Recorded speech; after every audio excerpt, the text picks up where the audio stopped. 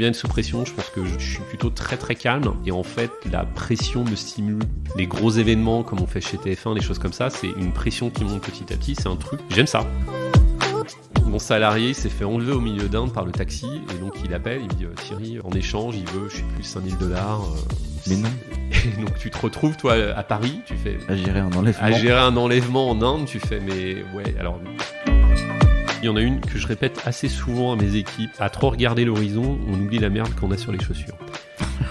C'est-à-dire que c'est quand même sympa d'avoir les chaussures propres, en fait.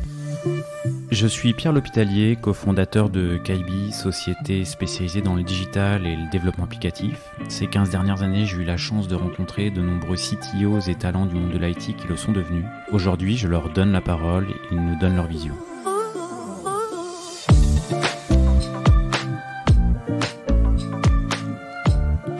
Eh bien, aujourd'hui, je suis en compagnie de Thierry Bonhomme, qui est le CTO de ITF1. Merci Thierry d'être venu jusqu'ici et d'avoir accepté l'invitation. Merci de l'invitation, c'est cool. C'est avec plaisir. On s'était pas beaucoup vu, rencontré dans le passé. Mais je me rappelle qu'on s'était vu à tes tout débuts chez ITF1 il y a quelques années maintenant. Puis on n'a pas eu l'occasion de se recroiser, donc c'est cool de pouvoir le faire. Et par contre, j'ai pas du tout, j'avais pas forcément connaissance de ton parcours. Les pages d'avant TF1. Est-ce que tu pourrais revenir avant qu'on en parle, sur quelques étapes fondatrices et puis les démarrages et puis les grandes pages. Avec plaisir. Donc effectivement, maintenant je suis en charge du streaming de TF1, mais je suis passé par quelques périodes depuis plus de 25 ans maintenant. Donc ouais. J'ai commencé, je dirais, assez bizarrement. Moi, j'ai un DUT de chimie, mesure physique précisément, et que j'ai eu. Donc, j'ai commencé à travailler à 18-19 ans parce que je voulais voyager. Voilà, je voulais quitter. L'objectif, c'était donc j'ai pris un boulot où je voyageais. Donc, je suis allé faire, à l'époque, on envoyait des lettres.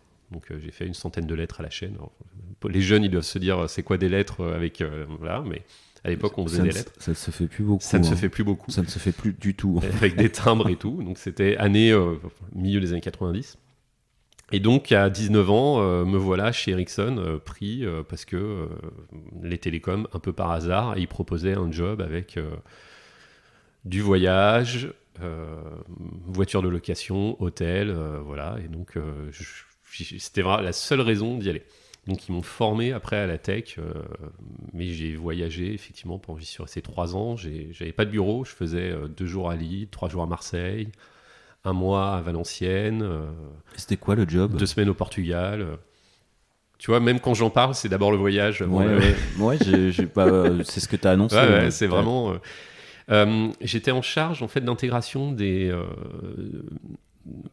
Pas des serveurs, c'était vraiment des centraux télécoms, donc dans le téléphone, donc aller installer un central téléphonique pour Itinéris, pour les vieux, pour Bouygues Télécom, pour maintenant Orange et tout, mais on allait installer un central téléphonique à Valenciennes, ou faire des interventions, des upgrades logiciels à Lyon, en Suède, au Portugal, tout ça. Installer soit des nouveaux centraux. Tu te baladais là où il y avait les call centers, en fait. Pas les call centers, vraiment les centraux téléphoniques. Donc vraiment les machines où tu avais les téléphones, où tu avais les lignes téléphoniques qui passent des gens, faire vraiment les...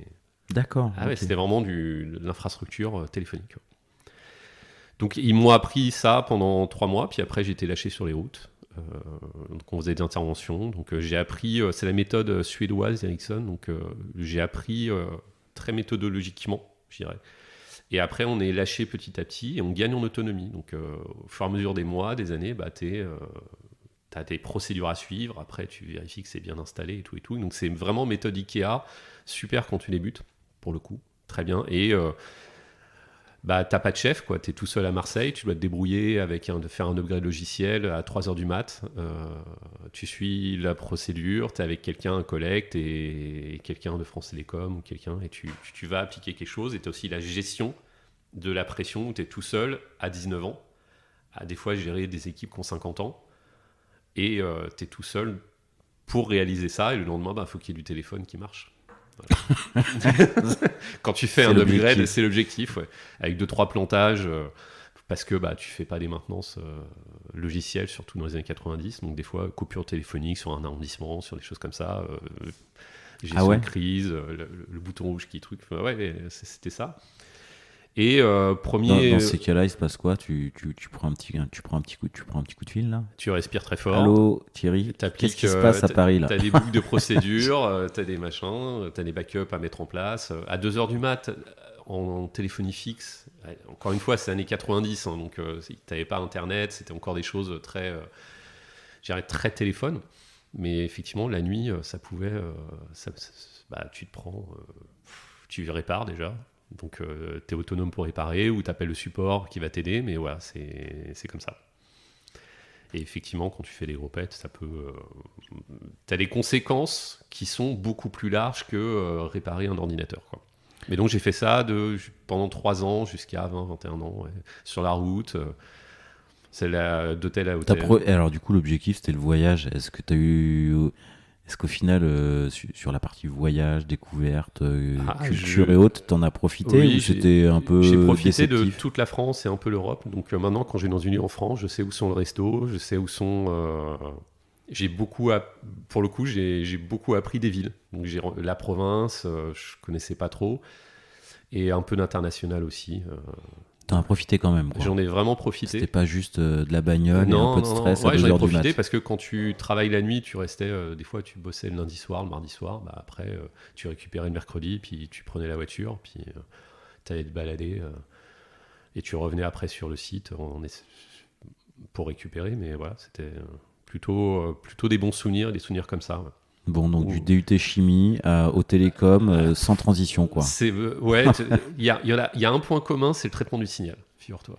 C'est le seul que j'ai découvert après. Je dis, ah oui, mais finalement, le téléphone, c'est des fréquences. C'est pas pour ça que c'est pas le petit plus qui a favorisé le fait que tu sois pris, quoi. Je crois pas, je crois qu'ils avaient besoin de monde, en fait. C'est pas bon. Et je parlais anglais, donc je pense, ça lui aidait. Mais voilà, mais fort apprentissage. Autonomie, méthode et voyage. Et après, donc, trop de voyages tuant le voyage, ce qui était jamais un collègue en commun pendant 3 ans, c'est-à-dire que tu changes de collègue à peu près toutes les semaines ou tous les 3 jours, donc tu n'as pas un aspect collectif qui commence à me manquer, et pas de bureau fixe, parce qu'un coup à Marseille, un coup donc Stockholm, donc ce qui m'avait attiré a fini par finalement me dire ok, je vais changer d'air. Puis après, je suis allé chez un des clients, un opérateur, je ne suis pas resté longtemps. Puis après, j'ai bougé qui était Interroute à l'époque, qui s'appelait Interroute. Et après, c'était l'âge d'or des télécoms. Je suis allé chez Neuf Télécom, qui s'appelait LDcom, qui a bougé chez SFR. Donc j'avais le même job pendant 4 ans. Et j'ai changé 5 fois de nom, je pense, entre Ciris, LDcom...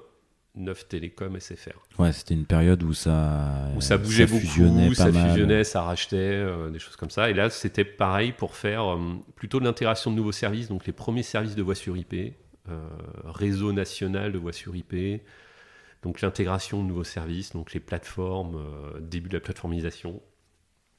Et le gros sujet, c'était le sujet des box à l'époque, où je suis papa de la 9 box, en 2002-2003.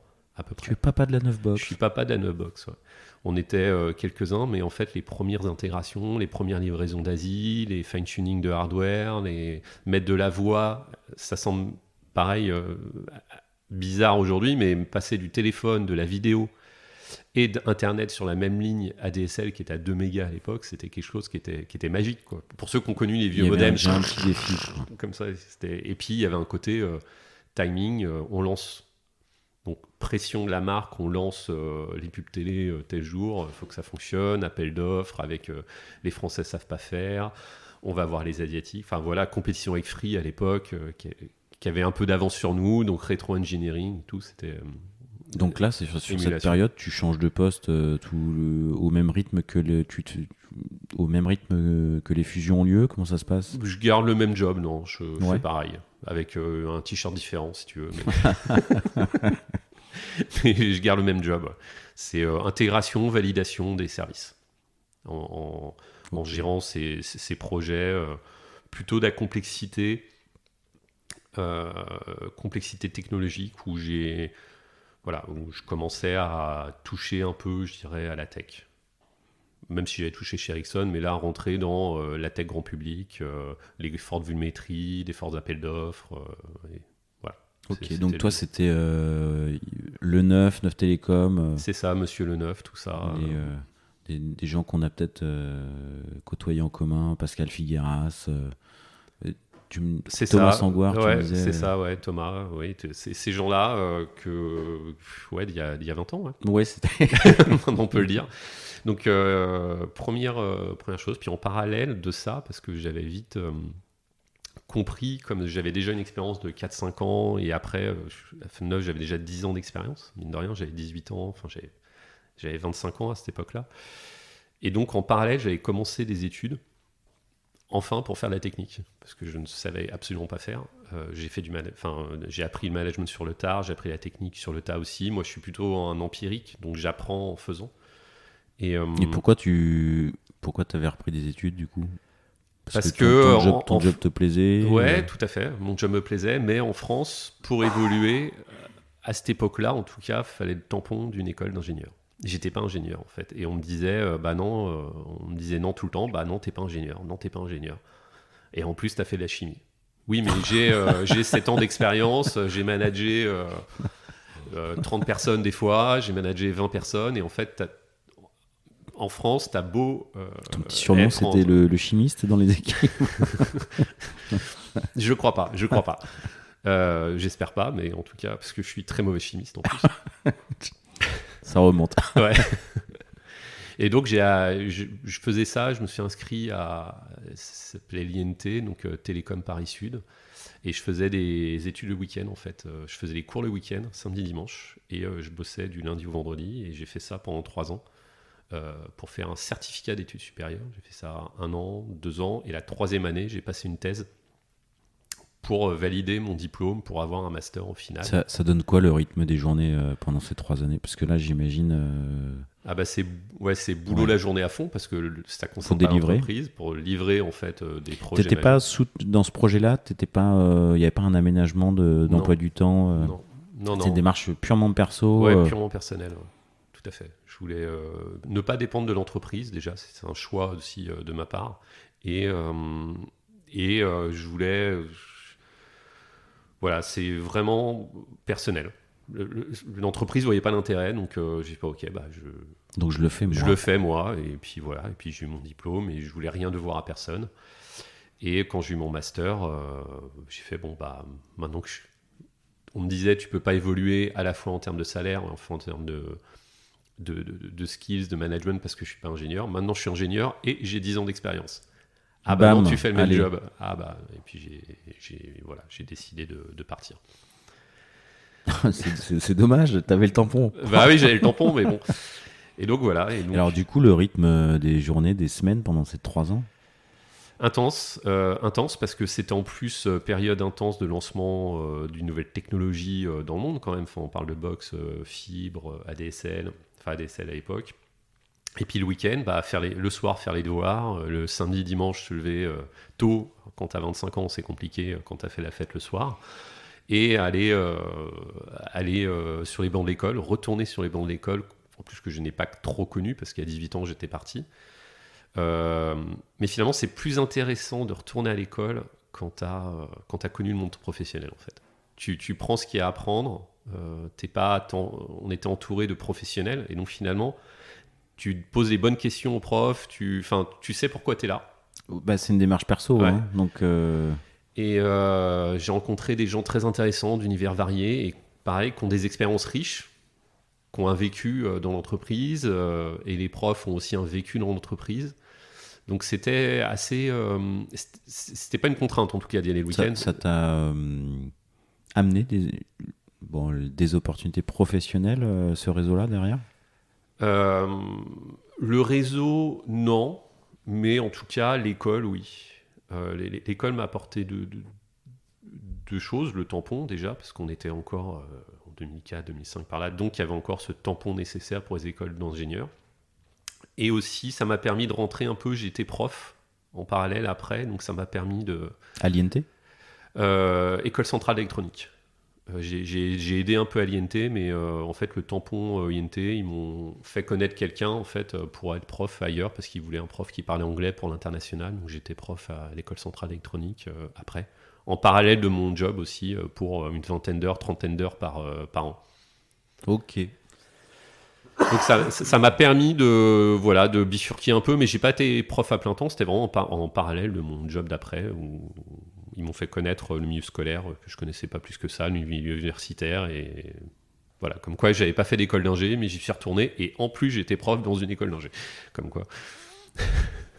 Ok. Et alors donc du coup, une fois le tampon validé, Bah après, une fois que tu pouvais évoluer, une fois que j'avais l'autorisation du marché de l'emploi d'accéder à des postes autres, je suis allé dans une structure qui avait rien à voir, parce que j'étais dans une grosse structure complexe, écosystème, SFR, rachat, fusion, acquisition. Je suis dans quelque chose qui avait vraiment rien à voir. En plus, j'étais appelé par d'autres pour faire pareil, pour faire des box, d'autres marques, d'autres opérateurs. Donc, t'aimes pas refaire les mêmes choses. non, moi je suis plutôt quelqu'un de curieux, découvrir des choses, des lieux, des gens, des industries.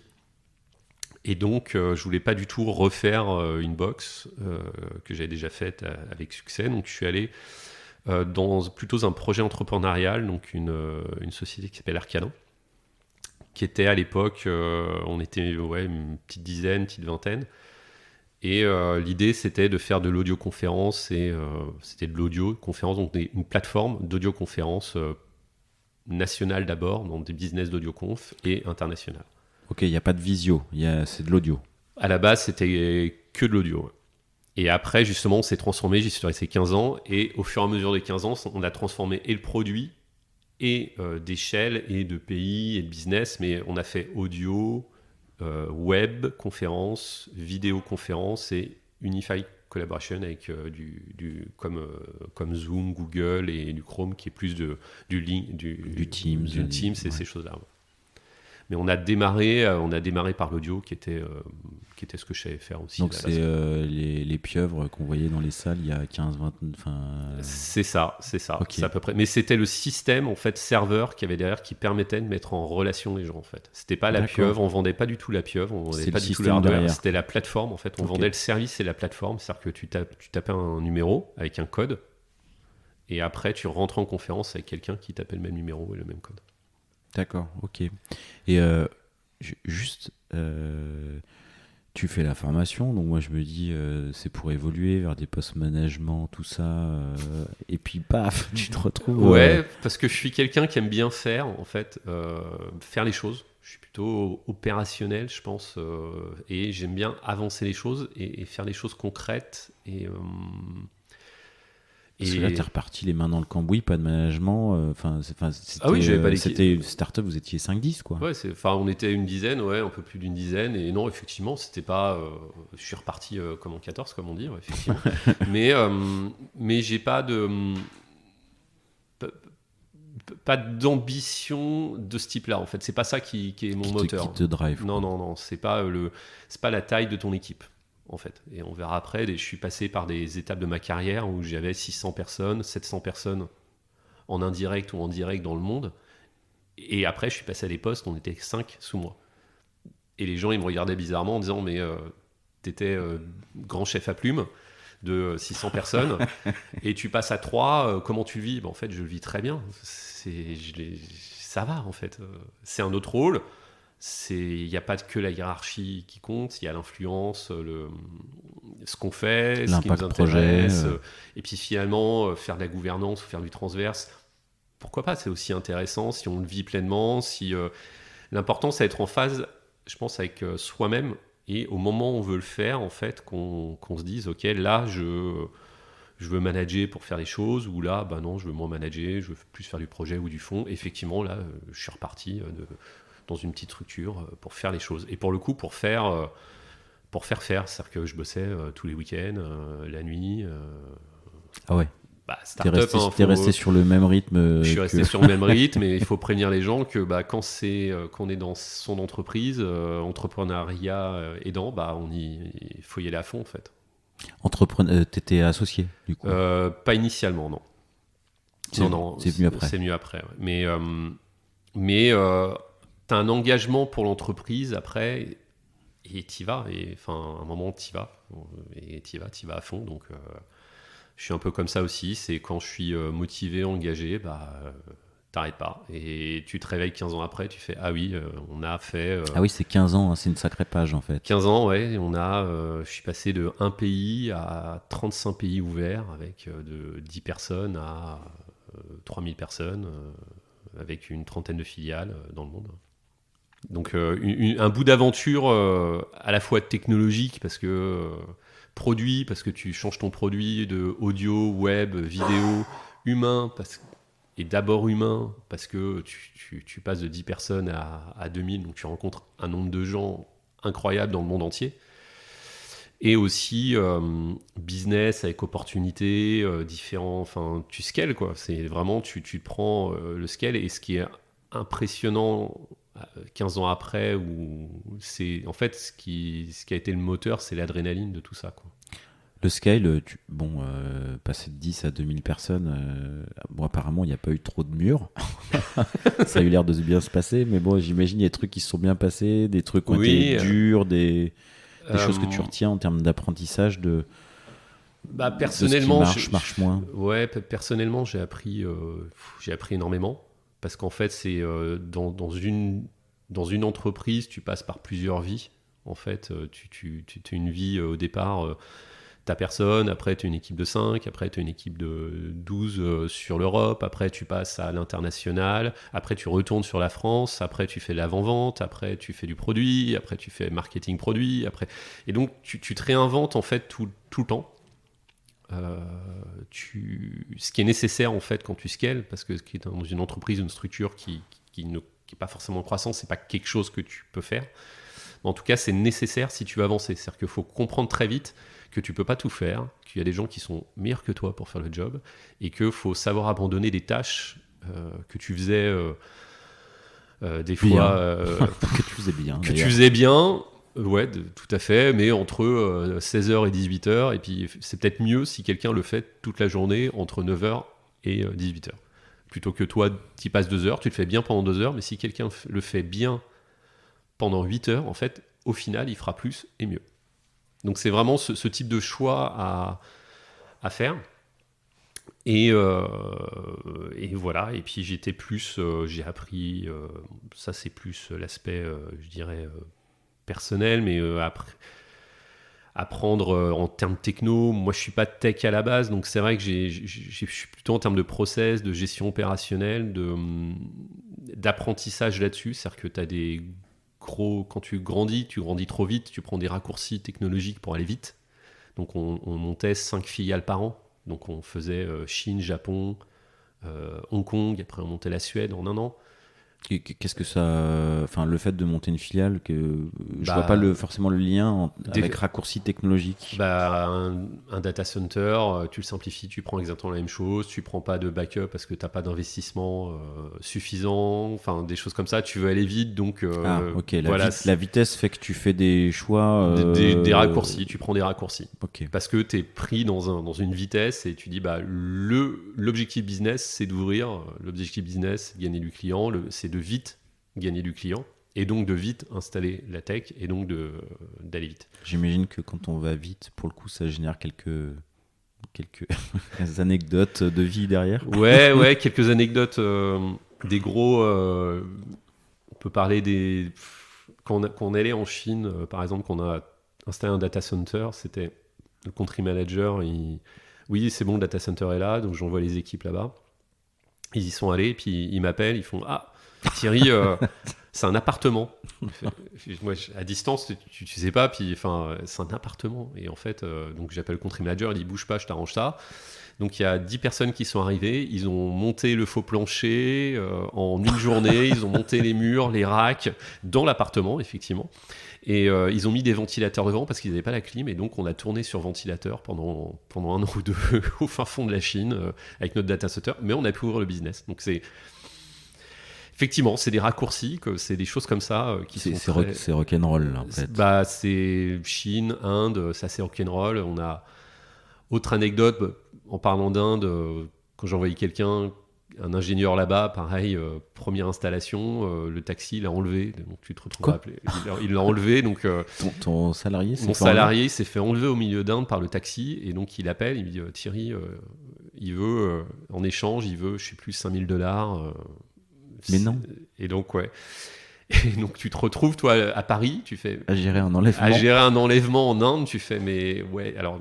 Voilà, tu appelles le country manager en local, que tu connais à peine, qui va négocier. Donc, il négocie avec le ravisseur. Puis, à la fin, il est allé chercher, il a filé 100 balles. Et voilà. Mais non. Ouais, c'est des choses plutôt... C'est l'apprentissage des différentes cultures, des différentes... T'apprends à déléguer énormément donc à la culture locale. Donc, tu fais pas au Brésil quelque chose que tu fais aux US, que tu fais au Japon, et tu fais pas de la même manière. Et tu dois en plus accepter que l'autre, donc l'autre culture, face à sa sauce, en fait. Pour ne pas imposer, si tu viens avec tes méthodes, tes cultures, tes gens, tes personnes, en fait.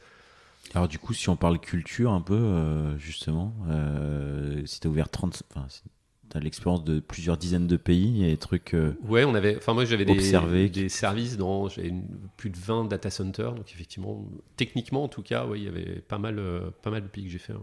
Et du coup, les différences en termes de management ou des différences pour, des fois, le rapport client-fournisseur, est-ce qu'il y a des choses que tu as observées, un peu des grosses différences marquantes ? Oui. On peut parler du management, je pense, qui est... Là, pour le coup, c'est le manager de s'adapter, vraiment, pour obtenir des choses pour l'entreprise. En fait, c'est vraiment de l'adaptation. On voit le français râleur, effectivement, l'ingénieur français, donc à la base, faut le convaincre. Donc il va par défaut essayer de comprendre, convaincre et tout. Il va dire, avant de faire les choses, il va passer 3 heures à discuter. Après, il va faire très bien, très vite. Mais il faut qu'il comprenne, qu'il s'approprie le sujet et qu'il le fasse. Ça, c'est en France plutôt. En Chine, Inde, ils sont vraiment dans l'exécution. Donc c'est très pratique aussi. C'est-à-dire quand tu veux aller vite, tu dis tu fais ça, ils discutent pas, ils le font. On arrive avec des planchers. Voilà, non mais très pragmatique, très tu dis tu fais ça, il le fait. Le français, tu dis s'il te plaît, tu peux faire ça. Mais pourquoi je dois faire ça ? Mais pourquoi ? Enfin voilà, c'est totalement. Il y a des questionnements. Ouais, t'as des questions. En Asie, c'est vraiment pas ça. En Asie, puis il faut s'intéresser à l'autre, à la culture locale à chaque fois, qui est vraiment quelque chose qui est assez important pour justement que les gens embarqués en fait avec eux, leur expliquer effectivement les objectifs, pourquoi ils sont là et tout, mais à distance. En fait, quand tu es basé à Paris, tu dois manager des gens en Australie, tu sais très bien que le premier manager, c'est le manager local, c'est le country manager qui est en Australie de fait. Donc tu dois aussi apprendre à travailler, à créer des liens avec le manager local et plutôt aussi en direct sur la personne. Et quand tu vas les voir, donc quand tu vas en Australie, tu vas passer du temps avec eux, des fois plus que travailler avec eux, pour justement avoir le côté humain qui va être là. Donc tu vas faire des after-work plus facilement pour justement créer une relation qui, quand tu vas revenir en France, va te permettre de les avoir tous les jours au téléphone sans problème. Et tiens Thierry, ça va. Donc créer une relation est quand même, dans le mode distance, très important. Puis après, tu as les autres cultures type américaine ou brésiliennes, ou, voilà, qui sont totalement différentes, et tu dois appréhender les Américains d'une autre manière. Et c'est pas les Américains, tu as côte Est, côte Ouest, Midwest, qui est vraiment différent, et les ingénieurs que tu as, ou les équipes, ou les personnes que tu rencontres, c'est différent en fonction de la région où tu dois t'adapter à ça. Ouais. Entre côte ouest, côte est, Ouais, totalement. Plus business, pragmatique à New York, d'affaires avec des commerciaux très forts. Californie, un peu plus cool. Quand j'allais former les commerciaux là-bas, j'ai fait un tour des US en 1 semaine. J'ai fait New York, Los Angeles en faisant Chicago.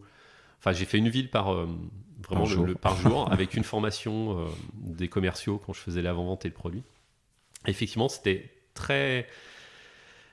Arrivant en Californie, c'était pas du tout les mêmes. Ils étaient en short et il y avait la bière sur le bureau, alors qu'à New York, c'était costard-cravate et c'était une formation, c'était totalement autre, qui était beaucoup plus chaleureuse côté californienne et un peu plus straight côté New York. Et puis Chicago, je dirais cool entre les deux, mix business, mais content d'être là et voilà.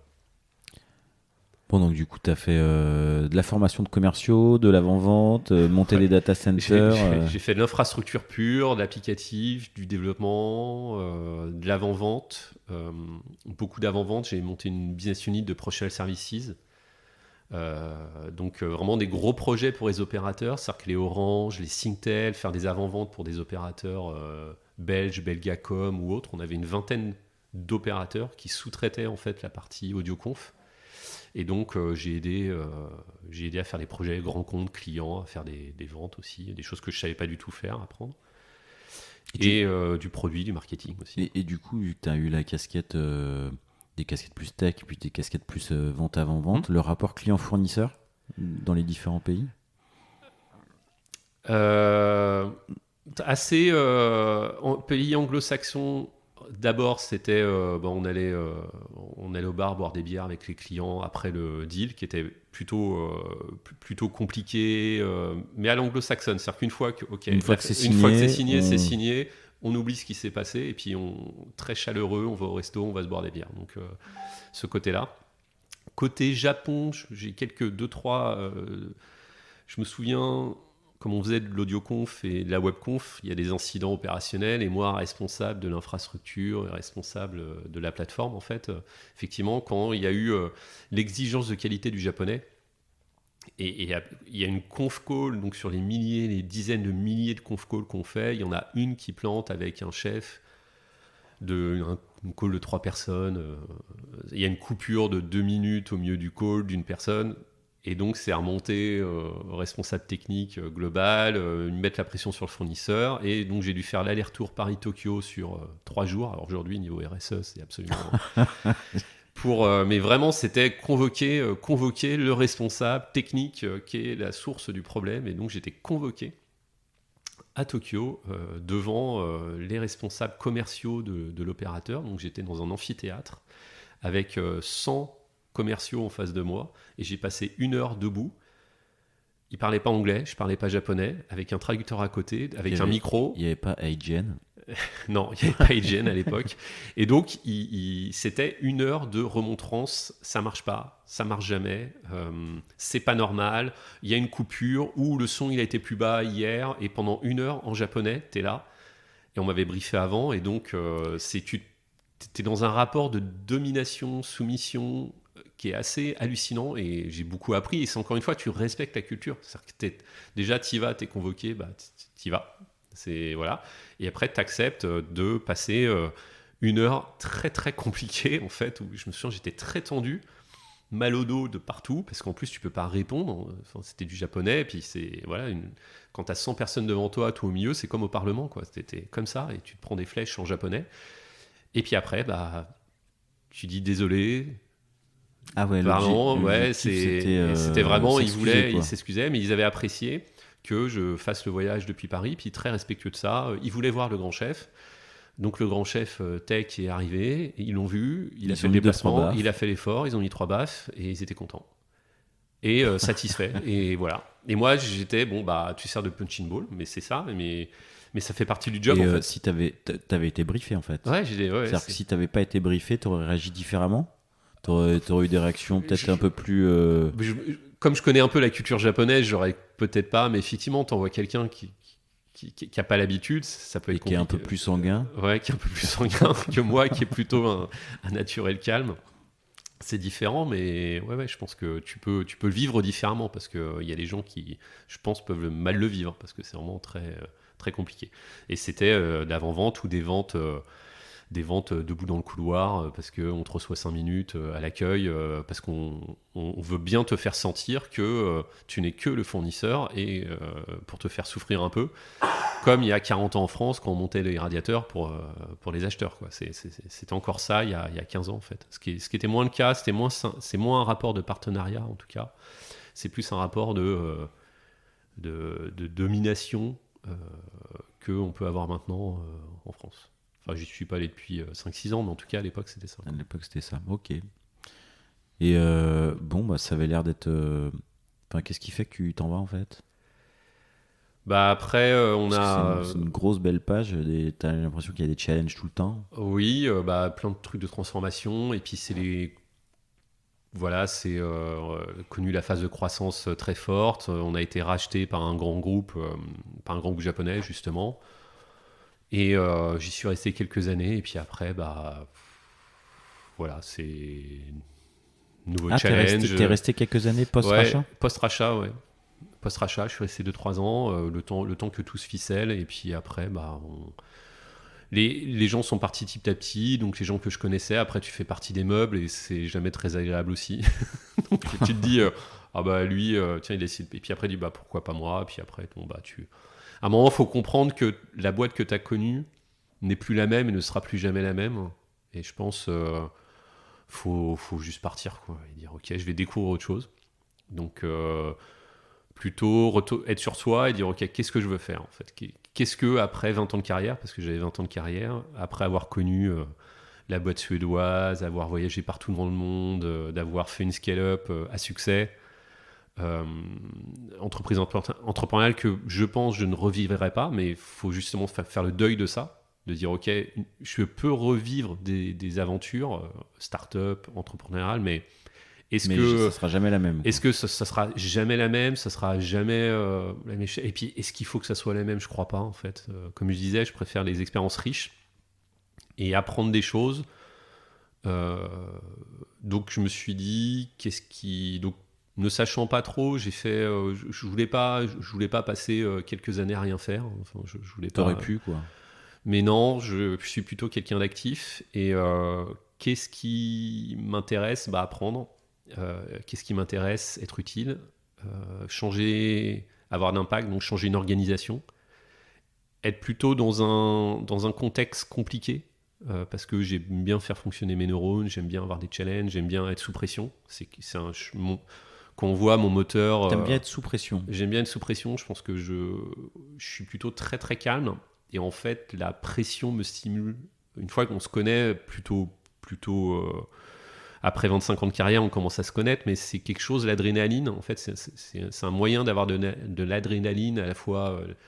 Je me rends compte qu'une crise, au moment où c'est jamais bon, mais en fait après c'est pas mal. Et en fait, les gros événements, comme on fait chez TF1, des choses comme ça, c'est une pression qui monte petit à petit. C'est un truc. J'aime ça. Et, quand tu parles de gros événements chez TF1, par exemple, tu penses à... en streaming... Quel gros jalon? On a fait les Coupes du Monde, et la Coupe du Monde en streaming de foot, par exemple, de l'année dernière, on parle de faire 4 millions... 3,5 millions en 5 minutes sur la plateforme. De personnes en simultané. Donc vraiment 3,5 millions d'utilisateurs à l'instant T pour la finale de la Coupe du Monde à 21h pour le début du match. Donc tu as la montée en charge à prendre. Et tu fais quoi? Tu prescale ou oui. Ça auto-scale? On prescale parce que l'autoscaling d'AWS est même trop lent pour ces moments. Ah ouais, donc vous anticipez. Donc tu es forcé d'anticiper parce que à un moment c'est du physique, les serveurs AWS ou pas, c'est du physique, et en fait tu as une telle montée en charge que de toute manière, tu es obligé de prescaler. Mais c'est des choses... l'adrénaline, le changement, le challenge, c'est plutôt des choses cool. Et donc, j'y suis allé pour le projet. Le projet TF1. Alors, du coup, le projet qu'on te propose à l'époque, à l'époque et maintenant, du coup. Transformer, en fait, la partie digitale de TF1, la partie tech, produit, de vraiment être passé en mode industriel, et la vision de faire une plateforme de streaming en fait vraiment qui remplace la télé à terme. Donc l'idée c'est remplacer la télé broadcast par du streaming. Donc toutes les briques technologiques. Donc déjà, c'est la vision à 5-10 ans du monde de la télé. Ouais. C'est que le streaming augmente son trafic, son volume, et que le chiffre d'affaires et le business pivotent vers le streaming. Et tout de manière, les technos, on voit avec les télés connectées, les gens se connectent directement la télé au Wi-Fi, et donc passent par Internet directement depuis la télé, et ne passent de moins en moins par la TNT, par des choses comme ça. Donc c'est vraiment ce challenge-là, le challenge de transformation, et challenge aussi d'être dans une grosse structure que je connaissais pas trop en fait. Enfin, je suis pas attiré par le média, je suis pas attiré par TF1 en revanche. Le challenge de tenter de transformer une grosse structure en quelque chose de digital, de moderne, sur ma partie, ça faisait partie des trucs qui m'intéressaient. Je me dis, en fait, j'étais dans quelque chose de simple. Chez Arcana, on scalait, on faisait pays par pays, machin, j'y étais depuis 15 ans. Et donc, je suis arrivé en management de transition à la base. Et après, je me suis rendu compte que c'était une position qui était compliquée pour avoir de l'impact, en fait, dans une organisation. C'est bien en mode transitoire, mais quand tu veux aller chercher du budget, quand tu veux aller porter des projets, des fois sur du moyen-long terme, si tu es en management de transition, on te regarde comme un manager de transition. Donc, quelque part, tu vas pas te battre pour des budgets ou des postes ou des choses comme ça, parce que en face, ils disent t'es manager de transition, par définition, t'es en transition. Donc, de là, donc de management de transition, je me suis assez vite retourné vers le salariat, en fait. Donc, de l'entreprise entrepreneuriale d'Arcana, manager de transition, donc salarié et finalement, un poste de CTO. Voilà, l'important, c'est l'impact que tu peux avoir sur une organisation. L'important, c'est... pour moi, c'est la complexité, la pression. Voilà, donc puis j'y suis depuis 5 ans, donc a priori, je m'éclate bien. Et j'ai pas mal de... C'est un monde où il y a beaucoup de mouvements, les médias, entre les arrivées des différents acteurs internationaux. Donc finalement, c'est un écosystème qui est très complexe, qui bouge beaucoup. Il y a des nouvelles marques qui se créent, il y a des plateformes qui se créent, qui meurent. C'est un peu le Far West encore, donc c'est vraiment un business en croissance, le business du streaming. Donc c'est intéressant de voir de l'intérieur quelque chose comme ça, et une boîte essayer de se transformer de l'intérieur. En fait, c'est sociologiquement aussi intéressant. Aujourd'hui, tu peux pas savoir la vision du produit streaming que tu montes à 3 ans. Tu as une vision aujourd'hui, mais dans 3 ans, ça sera peut-être complètement différent. Le marché va être différent. Tu as les acteurs... rien qu'en France, tu vois, il y a 2 ans, Salto naît, après Salto meurt. Il y a des acteurs de streaming de manga qui sont apparus, qui pétaient tout, et finalement qui sont perdus aussi là. Il y a des nouvelles marques comme HBO qui n'avaient pas de plateforme, qui ont une plateforme, qui ont devenu une plateforme, on ne sait pas la marque. Enfin voilà, on ne sait pas où sera le marché dans 2-3 ans. Ce qui est sûr, c'est que nous, on veut être une plateforme de streaming gratuite, leader en France sur notre marché. Donc ça veut dire que on va pas se battre face à Netflix, on va pas se battre face à Disney+, on n'a pas Star Wars, on n'a pas leur catalogue, on n'a pas des milliards et des milliards de contenus, on n'a pas la notion d'international. Donc il faut se battre avec les choses qu'on a et qui sont... Pourquoi gratuite du coup? Parce que offrir les contenus et à tout le monde, le maximum de personnes et de Français possible. C'est-à-dire qu'en fait, tu vois maintenant le prix des plateformes payantes, c'est assez cher, vraiment. Et après, est-ce que les gens, ils ont et Netflix, et Disney+, et Prime, et donc ils en ont pour 100 € sur les médias. Est-ce que tu veux rajouter 15 €, 10 € mensuellement à quelque chose? Et puis TF1, à la base, sur la TNT, c'est gratuit. Donc le modèle, il est publicitaire d'abord, en fait. Ouais, ok. Donc en fait, c'est pas tout à fait le même, c'est pas du tout le même modèle. En fait, gagner des abonnés et être vu par maximum de personnes, c'est pas du tout le même business model. Ok, et du coup, le fait que le modèle soit plutôt orienté gratuit fait que vous êtes moins dans la production de contenu aussi? Il y a toujours... Non, toujours, on fait les deux, mais c'est des contenus...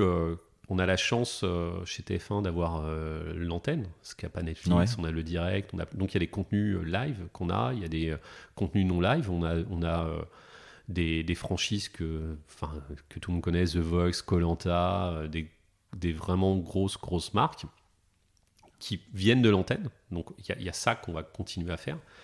Mais on va différemment donner de la valeur sur le streaming en jouant avec des choses comme la Star Academy, avec la chaîne 24/24 qu'on a faite spécialement sur le streaming. Enfin, ce genre de choses en direct sur le streaming. Voilà. C'est vraiment, je pense, la partie qui est différenciante. Les événements, les gros événements qui rassemblent les Français, le foot, le rugby, c'est sur TF1, donc c'est sur la plateforme de streaming de TF1. Enfin, c'est des choses que n'a pas Netflix, que n'a pas Disney. L'information, ils n'ont pas de journalistes. Donc c'est vraiment des axes différenciateurs qu'on a. Donc c'est vraiment des assets du broadcast qu'on veut garder et qu'on veut vraiment amplifier via le streaming. Et du coup, tu disais, voilà, il y a des événements qui font monter la pression et tu l'illustrais par la Coupe du Monde. Et là, pour le coup, le sujet, c'était faut que les infras le tiennent, faut que ça scale. Est-ce qu'il y a d'autres, est-ce qu'il y a des events qui font ça entraîne d'autres contraintes techniques ou fonctionnent, enfin, que les infras? Oui, l'applicatif, parce que c'est vrai qu'il y a un site applicatif qui prend autant de volume, il faut que les applications tiennent derrière. La publicité, tout ce qui est publicité digitale, tout ce qui est, comme c'est un modèle publicitaire, c'est quelque chose, encore une fois, qui est très complexe. On est sur des modèles, s'il y a un écran noir sur le digital, on ne fait pas de publicité sur le digital aussi. Donc c'est vraiment le fait qu'on soit gratuit renforce la qualité de service que tu dois avoir en fait. Parce que quand tu es un abonné, tu payes à l'année, entre guillemets, ça se plante 5 minutes, c'est triste, mais à la limite, tu t'es remboursé sur le mois d'avant, mais tu gardes ton client. Mais nous, le gratuit, on perd du business direct. C'est-à-dire que si je fais écran noir durant un match, c'est du business direct que tu perds. Donc l'applicatif, la pub qui doit tourner, d'avoir un produit aussi grand public, c'est pas du B2B, c'est du B2C, donc, et être présent sur tous les écrans. C'est-à-dire que c'est une spécificité qu'on perçoit pas et que je percevais pas. C'est-à-dire que tu as les télés, mais en fait c'est pas les télés. Tu as les télés Samsung, les télés LG, tu as les télés Hisense, tu as les box, mais c'est pas les box. La box est faillie.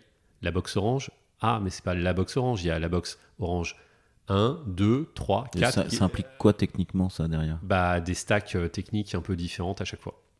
Parce que les box vont pas supporter tel parce ou tel... que Bouygues Télécom a une techno différente d'Orange et la box c'est pas le même hardware, donc t'en as qui sont sous Android ou qui sont sur HTML, t'en as qui sont... Et en fait cette multiplicité fait que c'est un écosystème technologique qui est très très complexe. Donc il faut essayer de simplifier la stack au maximum pour éviter d'avoir à gérer 30 releases différentes sur 30 stacks différentes, parce que tu pourrais très bien, si tu te perds, pour aller vite.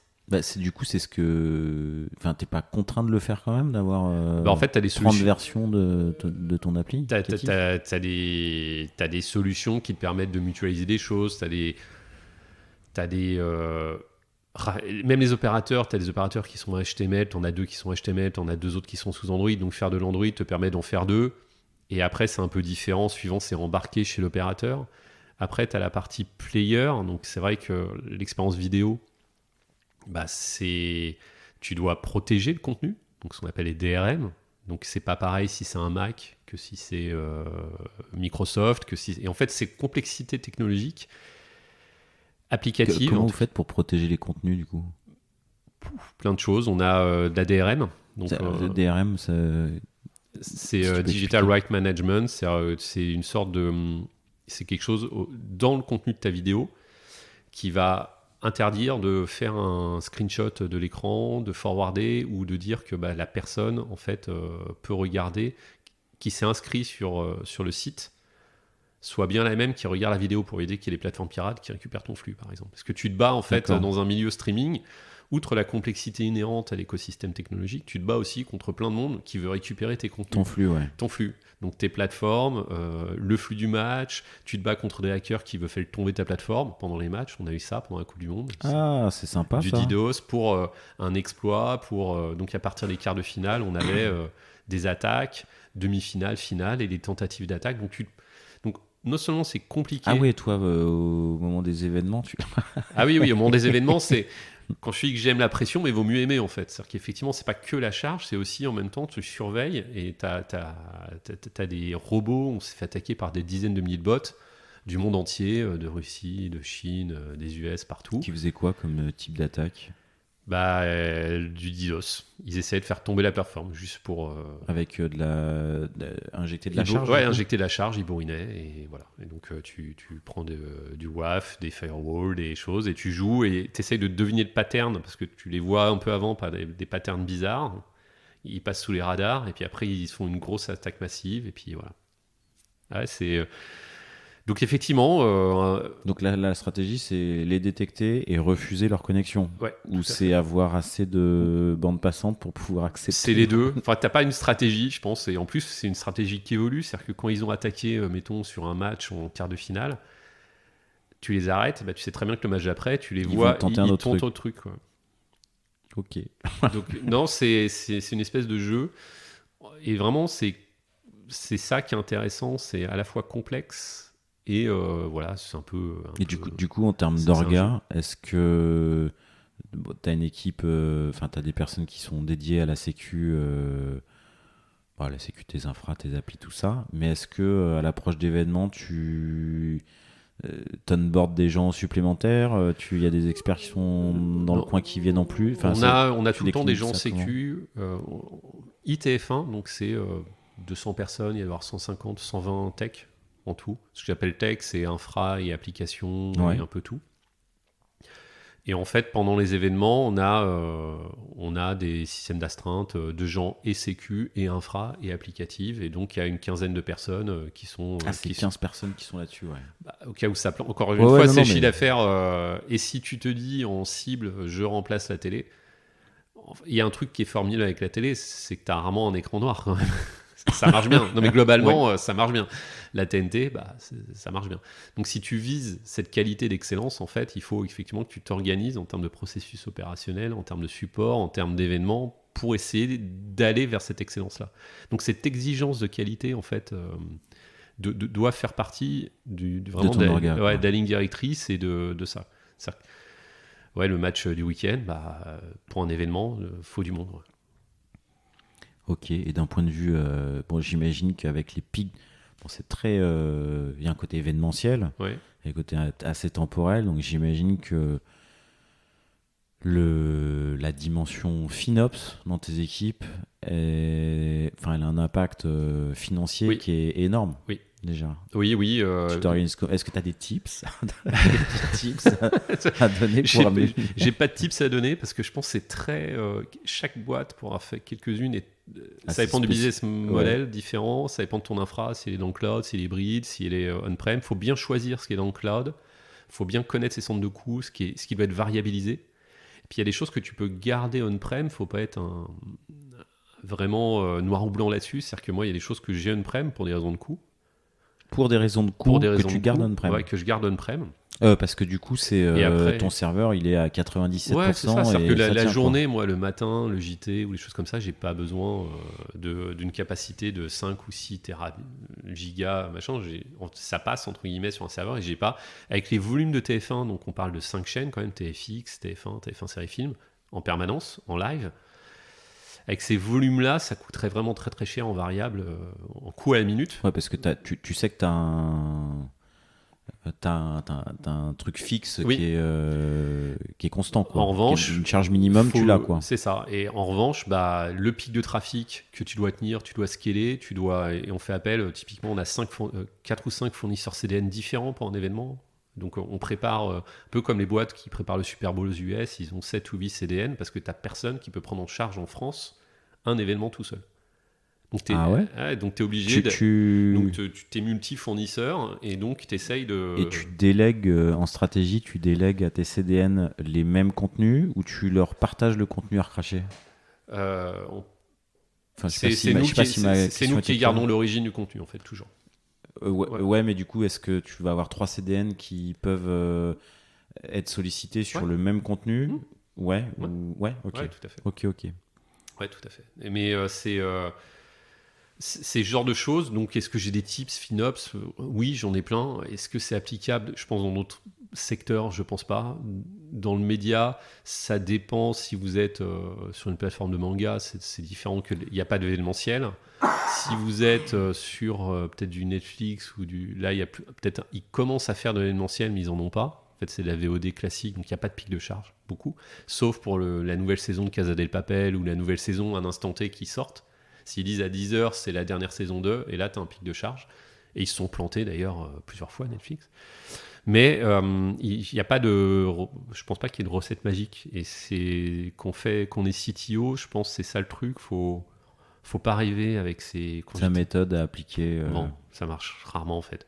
Faut écouter, regarder, adapter, s'adapter beaucoup aux gens parce que c'est pas les mêmes profils, à la structure, au business. C'est-à-dire que les demandes sont pas les mêmes. Si c'était pas TF1 et peut-être un autre business de streaming, j'aurais pas du tout fait la même infra, j'aurais pas fait les mêmes choix. En fait. Et donc là, du coup, toi, tu as opté pour du hybride avec un peu de on-prem pour ta charge minimum. Ouais, quoi. c'est ça, ouais.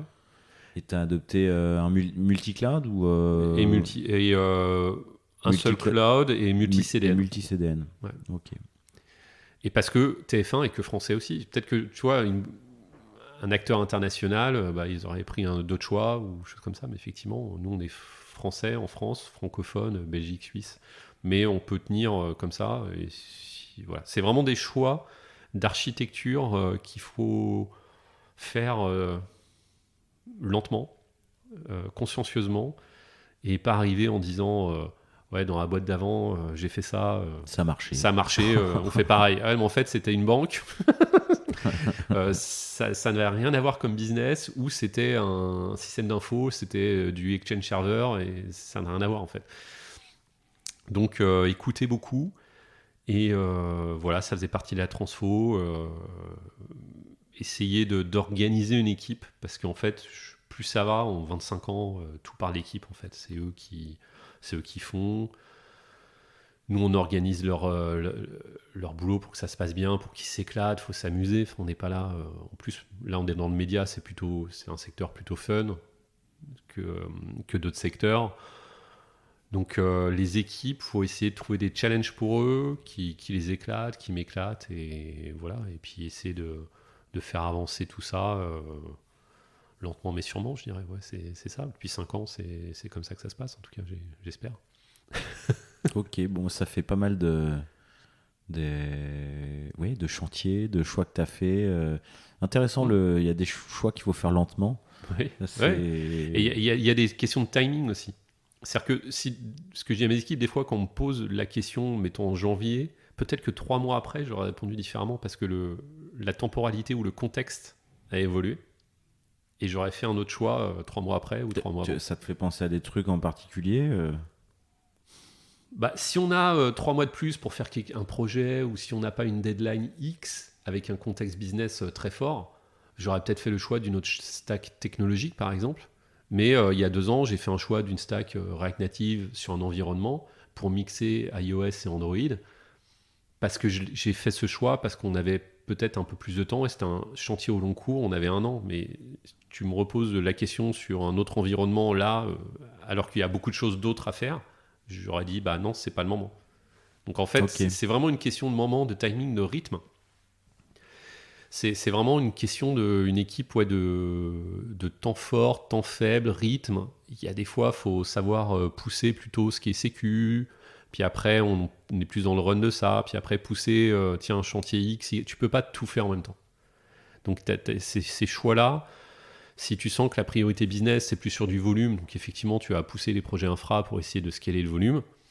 Si tu sens que c'est plus du produit, de l'UX à changer de proposition de valeur, ou à changer donc tu vas plus orienter tes choix vers des stacks plutôt front. Si tu sens que la valeur technologique de la stack, elle est plus sur l'aspect éditorial ou des choses, tu vas plus orienter tes choix vers le CMS. Enfin, vraiment, ça, en fonction des moments, tu peux pas... Enfin, il faut faire des choix quand on est CTO, tu peux pas tout faire tout le temps. Est-ce que, donc du coup, tu fais des choix en fonction de la temporalité là, ouais, c'est sur une année, tu dis ok, là, on va aller là, et après, tous les mois, tu remets en jeu ces choix. Moi, je fonctionne au quarter, au trimestre. Ok, donc tu n'es pas forcément dans une stratégie d'homogénéisation de certaines stacks techniques. Si, mais au long cours. C'est-à-dire qu'il faut avoir un objectif à 3-4 ans. Ouais. Mais tu sais que tu vas y arriver en 3-4 ans. Et que tu peux déroger de temps en temps en fonction de quoi. Mais si tu prends 3 mois de plus, c'est pas grave en fait. Sur une grande temporalité, c'est pas grave au fond. Ok. Parce que on a réuni la stack en un an, mais faut pas s'y lancer là, c'est pas le moment. C'est pas tout de suite les gars en fait, peut-être l'année prochaine. Mais est-ce que c'est grave au fond? Et après tu regardes les impacts de tes choix, tu dis qu'est-ce que ça nous apporte, qu'est-ce qu'on perd, qu'est-ce qu'on gagne. Là faut refondre entièrement ce qu'on a fait pour TF1 Info l'année dernière, on a refondu entièrement de Stack Tech parce qu'on a profité aussi d'un moment business qui était une nouvelle marque, un nouveau truc. Mais elle a 10 ans et un peu so-so, donc on va essayer de faire autre chose. Mais tu me reposes la question maintenant, non, on n'a pas besoin de refaire le truc. Enfin voilà, c'est... Ok. Et faut être plutôt humble vis-à-vis de ça, c'est-à-dire que je suis pas pour le CTO dictateur. Faut avoir des convictions, ça c'est des vraies convictions. Par contre, il faut savoir s'adapter et pas pousser ses décisions de force au forceps. Moi, je suis Android, je mets tout sur Android, ou moi, je suis... Enfin, voilà, Après, cette histoire on finit... Cette histoire de chapelle, en fait, il y a des CTO qui sont très... moi, je suis comme ça, je suis Microsoft, je fais que du Microsoft, moi, je suis... Et ce que j'ai vu, parce que j'aide aussi des startups ou j'aide des petites boîtes, et c'est vrai que des fois, tous les ans, tu as un nouveau CTO qui arrive, et puis il arrive et il repart d'une feuille blanche. Donc en fait, tu fous à la poubelle ce qui a été fait avant. C'est la perte d'argent, c'est la perte de business. C'est une autre casquette que tu as, ça, du coup? Ouais, un peu, ouais. J'aide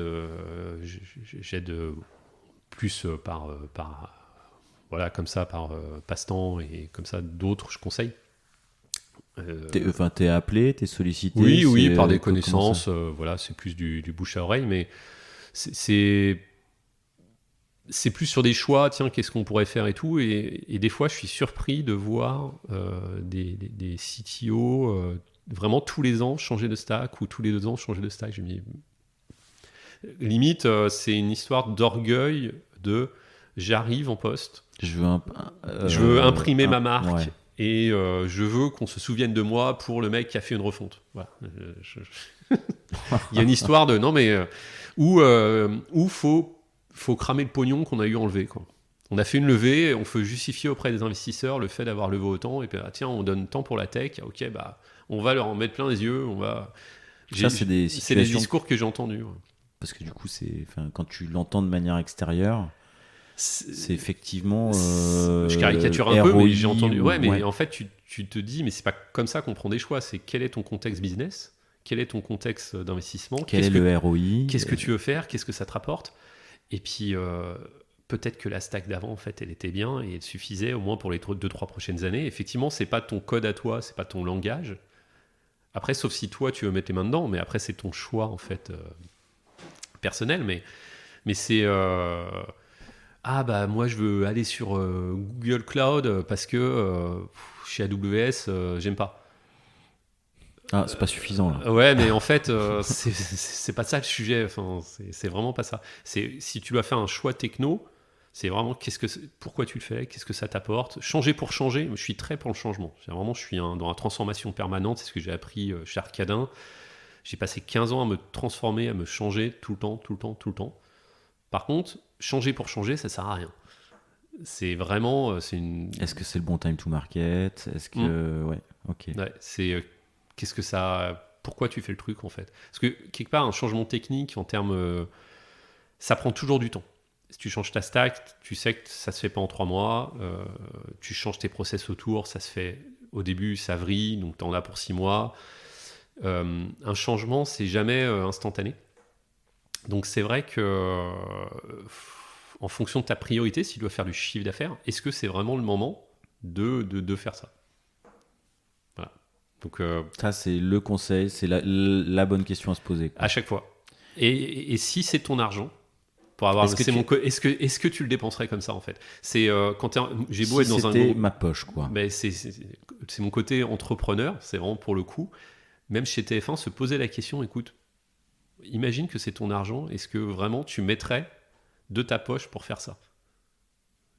Je pense que c'est une bonne manière de savoir si le ROI est là, quoi. Ouais, tu vas ou tu vas pas. Si c'est pour le plaisir, pour cramer, pour l'ego, pour quoi que ce soit, ça vaut pas le coup. Pour avoir le budget l'an prochain. Voilà, ouais, c'est ça. C'est ah non, mais tu te rends compte, l'année prochaine, on va pas. Non, mais c'est pas le sujet. En Je fait. me battrai l'an prochain s'il faut. Ok. Voilà. Ok. Et petite question, du coup, tu parlais de j'ai des convictions, j'ai des choix long terme. Alors, c'est quoi les tiens, du coup, tes convictions tech un peu plus fortes que tu n'appliques pas, que tu essayes d'appliquer au bon moment, mais c'est quoi la cible Bouger dans le cloud entièrement, ça c'est une conviction. C'est une conviction forte. Après, je le fais pas pour des raisons économiques. Voilà. Après, donc, ça veut pas dire que je le ferai jamais. Ça veut dire que peut-être qu'économiquement, ça sera rentable dans 1 an, 2 ans, 3 ans. Tu attendras le moment où c'est rentable, mais tu c'est ça. penses que c'est une cible moyen terme. Pas les œufs dans le même panier. Multi-cloud, tu vois, c'est aussi une conviction que j'ai. Ce qui n'est pas le cas aujourd'hui, Ouais, du coup. Voilà, Okay. mais c'est des choses, c'est des choses parce que si tu te dis, mais c'est toujours pour un enjeu business. Faut pas oublier, remplacer la télé, pas d'écran noir. Donc tu peux pas dépendre d'un seul. Enfin, c'est des choses aussi qui sont très liées au métier et au contexte business. C'est pas, c'est une conviction que j'ai, mais qui est liée au contexte business. C'est-à-dire que on veut pas d'écran noir, on veut que ça marche nickel. Donc, il faut être multi-cloud. En fait, c'est cette logique-là que j'ai à chaque fois. Donc ça, c'est une de mes convictions. Qu'est-ce qui t'a empêché de le mettre en place Enfin, qu'est-ce qui fait d'autres priorités, d'autres chantiers, le chantier sécu à faire, d'autres choses, en fait. Moderniser d'autres stacks vidéo qui étaient plus legacy et plus vieilles et qui étaient plus métier, comment aller plus vite, comment coder plus vite, comment faire des règles métiers, comment... balancer des replays quotidiens plus rapides que d'autres parce qu'on va avoir un catalogue, mais la raison, c'est parce qu'on TF1 va faire grandir son catalogue. On a déjà près de 80 films qui passent pas sur l'antenne aujourd'hui, on a plein de chaînes qui ne passent pas sur l'antenne, donc on a en digital beaucoup plus qu'à la télé, mais parce que notre catalogue il va encore augmenter, donc il faut des règles plus souples et donc refaire cette chaîne de workflow vidéo. Donc ça vient de là en fait. Donc la priorité est d'abord là, parce qu'on va faire gonfler le catalogue, elle n'est pas de faire autre chose. Donc c'est vraiment chaque étape, faut cerner à quel niveau de maturité on est technologique dans chaque gros bloc. Si on n'est pas mature en sécu, c'est peut-être le moment de le faire. Mais pourquoi ? Parce qu'on peut être attaqué. Si on n'est pas mature... sur la stack web, je veux dire de Tefumax, qui a beaucoup moins de clients que MyTF1, est-ce que ça vaut le coup de le refaire tout de suite ? Non. Est-ce que ça vaut le coup de se mettre une deadline ? Des fois oui, s'il y a un enjeu business, des fois non. Je pense que la roadmap à 1 an, elle doit péter en vol à peu près 3 fois par an. Mais en tout cas, les convictions à 2-3 ans, elles sont toujours là. Et j'arrive à les tenir. C'est-à-dire qu'une refonte d'une CI/CD, quand les ingés ils me disent ah ouais, il n'y a qu'à Faucon, on va le faire et tout, je leur fixe pas le deadline. Par contre, je sais très bien qu'on va le refaire, mais je sais très bien que c'est un chantier à 1 an et demi, le temps de refaire tout derrière, parce qu'il y a d'autres choses à faire. Bon, t'es pas PO, mais t'as ton backlog. C'est ça, c'est un peu c'est un peu l'histoire. Ok. Bon, je pense qu'on a fait un bon petit tour d'horizon des chantiers qui ont été les tiens, des choix court, moyen terme, long terme. Je me dirige tout doucement vers quelques dernières questions. Est-ce qu'il y a un proverbe, une phrase, une maxime ou plusieurs qui t'accompagnent ? Oui, il y en a une que je répète assez souvent à mes équipes. C'est à ceux qui veulent justement, qui voient que la vision et qu'on oublie leurs problèmes du quotidien. Et donc, c'est à trop regarder l'horizon, on oublie la merde qu'on a sur les chaussures. C'est-à-dire que, effectivement, t'as vu long terme, tu regardes l'horizon, mais il faut traiter les deux temporalités simultanément à chaque fois. C'est-à-dire qu'il faut à la fois faire de l'opérationnel et retirer la merde qu'on a sur les chaussures, qui sont les petits trucs faciles et qui sont les choses à faire.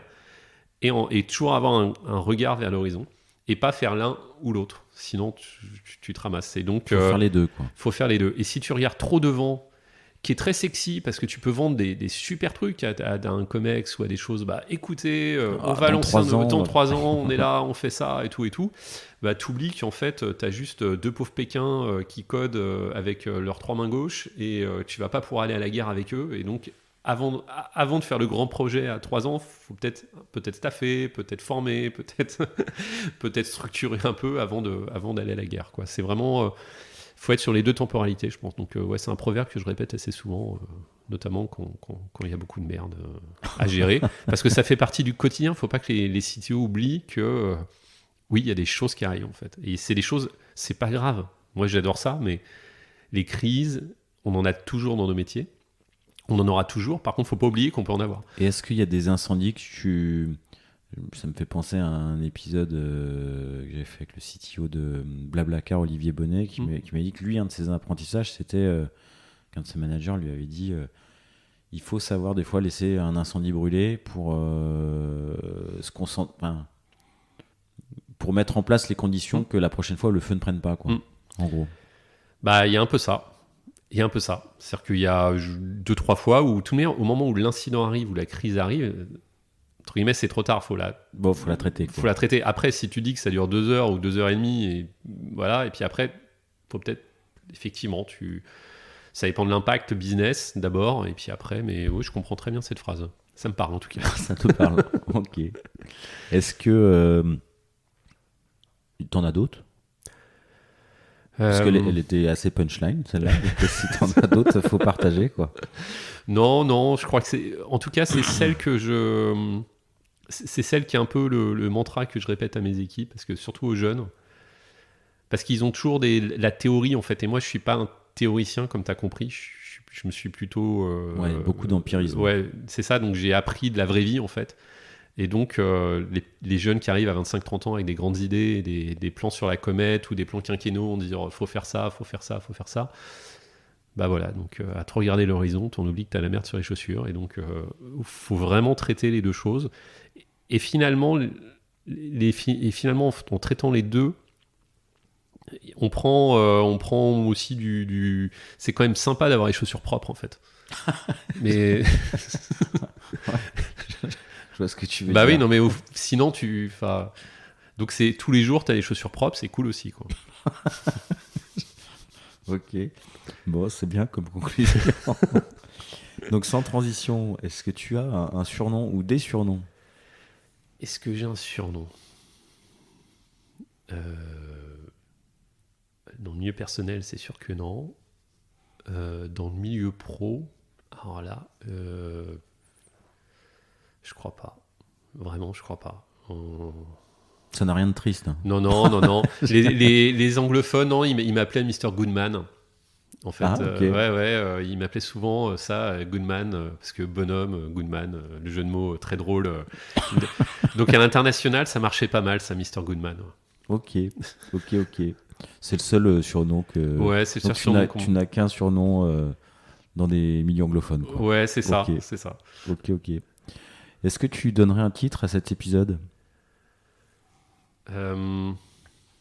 Le titre auquel j'ai pensé, c'est plus par rapport à Sympathy for the Devil, en fait.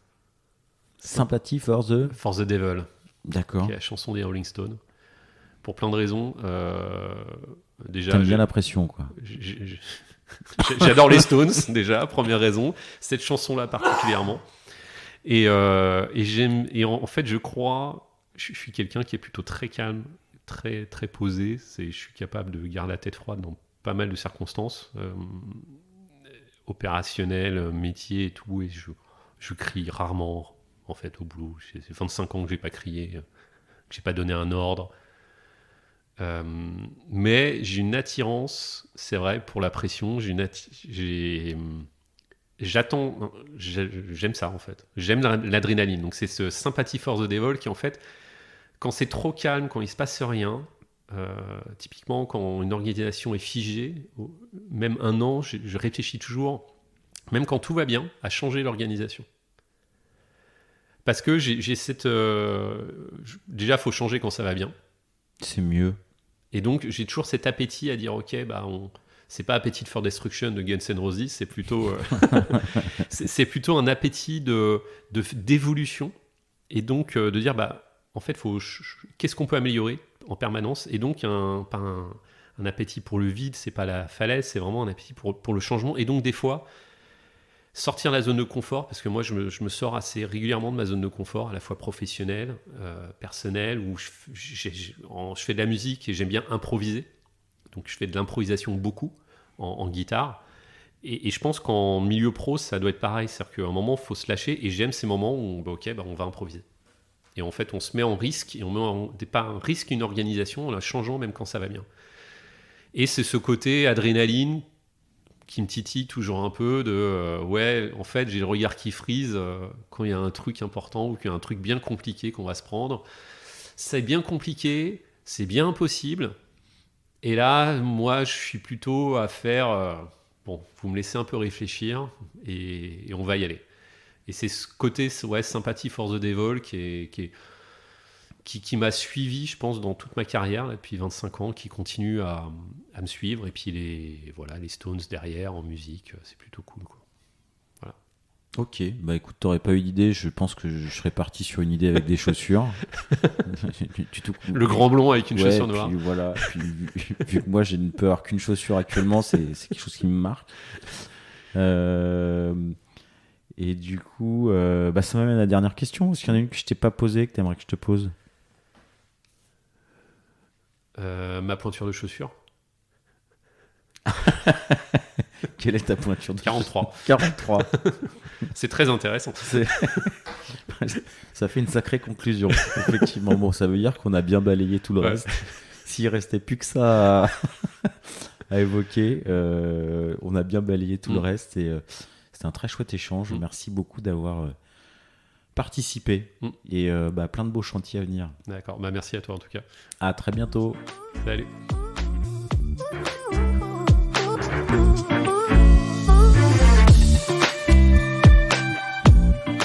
L'épisode est terminé, j'espère qu'il vous a plu, et si c'est le cas, c'est le moment de prendre 2 ou 3 secondes de plus pour 2 ou 3 clics. Un petit clic pour un pouce bleu, ou un petit clic pour un partage aux copains, ou un petit clic pour vous abonner et ne pas rater le prochain épisode. À très bientôt.